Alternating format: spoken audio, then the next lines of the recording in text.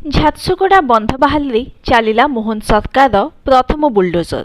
ଅପରାଧିକ ମାମଲାରେ ଜଡ଼ିତ ଥିବା ଏମ୍ଡି ସୋନୁ ଜବରଦଖଲ କରିଥିବା ବନ୍ଧବାହାଲ ସ୍ଥିତ ଥିବା ମାଂସ ଦୋକାନ, ଗ୍ୟାରେଜ ଓ ରାସନ ଦୋକାନ ଆଦିରେ ବୁଲଡୋଜର ଚଢ଼ାଇ ଜବରଦଖଲ ଉଚ୍ଛେଦ କରାଯାଇଥିବା ବେଳେ ଆଗାମୀ ଦିନରେ ଖଡାମ ଏବଂ ସାରଣ୍ଡା ମାଲ ମୌଜାରେ ଜବରଦଖଲ ଉଚ୍ଛେଦ କରାଯିବ।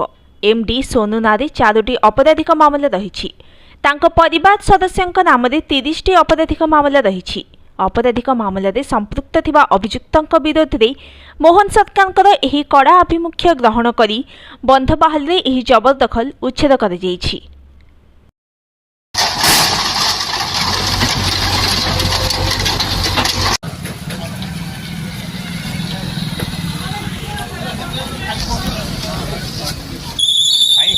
तो मते टिके कैमरा दियो।